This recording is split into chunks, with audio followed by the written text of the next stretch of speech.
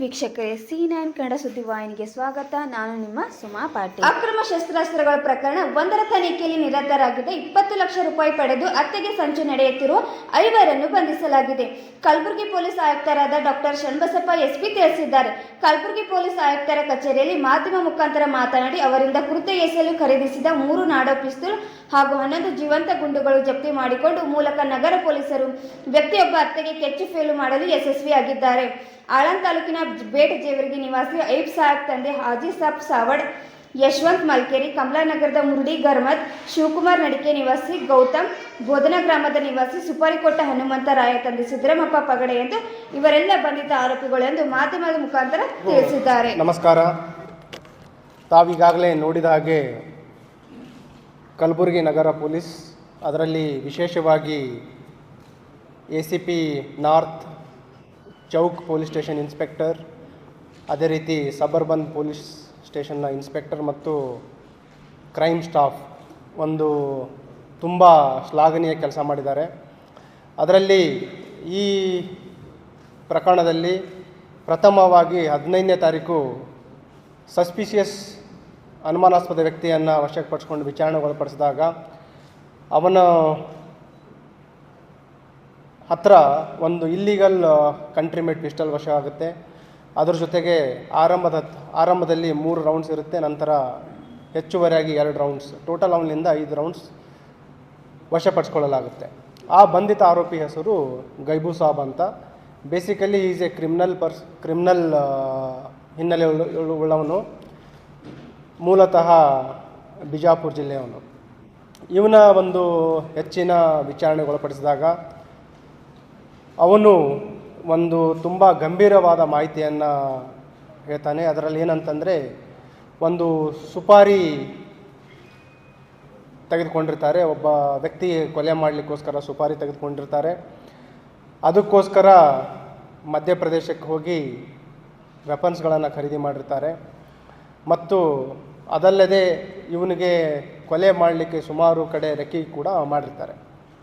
ಇದರಲ್ಲಿ ಟಾರ್ಗೆಟೆಡ್ ವ್ಯಕ್ತಿ ಯಾರಂತಂದರೆ, ಏನು 2021 ಸಬರ್ಬನ್ ಸ್ಟೇಷನಲ್ಲಿ ಒಂದು ಕೊಲೆ ಪ್ರಕರಣ ವರದಿಯಾಗಿರುತ್ತೆ.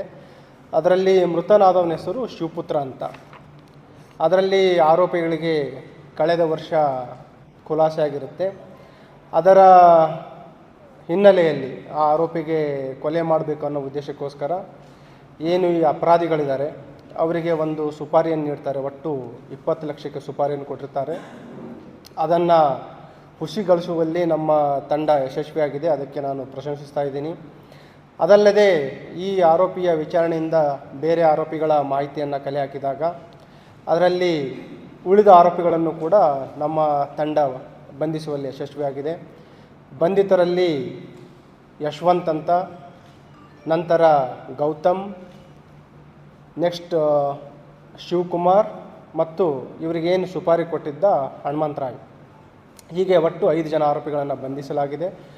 ಇದರಲ್ಲಿ ಯಶವಂತ್ಲಿಂದನೂ ಕೂಡ ಒಂದು ಕಂಟ್ರಿ ಮೇಡ್ ಪಿಸ್ಟಲ್ ಮತ್ತು 3 ಜೀವಂತ ಗುಂಡುಗಳು, ಅದರ ಜೊತೆಗೆ ಗೌತಮ್ ಹತ್ರನೂ ಕೂಡ ಒಂದು ಕಂಟ್ರಿ ಮೇಡ್ ಪಿಸ್ಟಲ್ ಮತ್ತು 2 ಜೀವಂತ ಗುಂಡುಗಳು. ಅದಲ್ಲದೆ ಏನು ಅದರಲ್ಲಿ ಒಂದು ಪಿಸ್ಟಲ್ ಇದೆ, ಅದರಲ್ಲಿ ಒಂದು ಲೈವ್ ರೌಂಡ್ ವೆಪನ್ನಲ್ಲಿ ಸ್ಟಕ್ ಆಗಿರೋದು ಕೂಡ ತಾವು ನೋಡ್ಬೋದು. ಹೀಗೆ ಒಟ್ಟು ಈ 5 ಜನ ಆರೋಪಿಗಳ ಬಂಧನ ಮಾಡಲಾಗಿದೆ. ಅವರಿಂದ 3 country made pistols, 11 live rounds, ಅದಲ್ಲದೆ ಇವರೇನು ಮಧ್ಯಪ್ರದೇಶಕ್ಕೆ ವೆಪನ್ಸ್ ತರಲಿಕ್ಕೆ ಏನು ತೆಗೆದುಕೊಂಡು ಹೋಗಿದ್ದರು, ಒಂದು ಇಂಡಿಕಾ ಕಾರ್ ಶಿವಕುಮಾರ್ದು, ಅದನ್ನು ಕೂಡ ವಶಪಡಿಸಿಕೊಳ್ಳಲಾಗಿದೆ. ಅದರಲ್ಲದೆ ಒಂದು ಎರ್ಟಿಗಾ ಕಾರ್ ಕೂಡ ವಶಪಡಿಸಿಕೊಳ್ಳಲಾಗಿದೆ. ಇದರಲ್ಲಿ 2 ಜನ ಆರೋಪಿಗಳಿಗೆ ಹಳೆಯ ಕ್ರಿಮಿನಲ್ ಹಿನ್ನೆಲೆ ಇದೆ. ಅದರಲ್ಲಿ ಪ್ರಮುಖವಾಗಿ ಏನು ಗೈಬು ಸಾಬ್ ಇದ್ದಾನೆ, ಇವನು ಮೂಲತಃ ಬಿಜಾಪುರದವನು ಅಂತ ಹೇಳಲಾಗಿತ್ತು.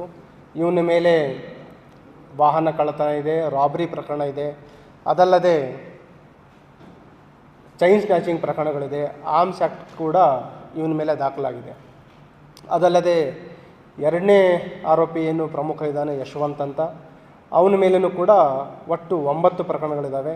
ಅದರಲ್ಲಿ 2 ಕೊಲೆ ಪ್ರಕರಣ ಇದೆ, 2 307 ಇದೆ, ವಾಹನ ಕಳ್ಳತನ ಇದೆ. ಅದಲ್ಲದೆ ಅಧಿಕಾರಿಗಳ ಮೇಲೆ ಹಲ್ಲೆ ಮಾಡಿದ್ರು. 353, 307 ಕೇಸ್ ಇತ್ತು. ಒಂದು ಪ್ರಕರಣದಲ್ಲಿ ಅವನಿಗೆ 3 ವರ್ಷ ಸಜೆ ಕೂಡ ಆಗಿದೆ. ಇನ್ನೂ ಈ ಆರೋಪಿಗಳ ತೀವ್ರ ವಿಚಾರಣೆ ನಡೀತಾ ಇದೆ. ಮತ್ತು ಏನು ಮಧ್ಯಪ್ರದೇಶದಿಂದ ಇವರು ವೆಪನ್ಸ್ಗಳನ್ನು ತಂದಿದ್ದರು, ಅಲ್ಲಿನೂ ಕೂಡ ನಮ್ಮ ತಂಡವನ್ನು ಕಳಿಸ್ಕೊಡ್ತಾ ಇದ್ದೀವಿ.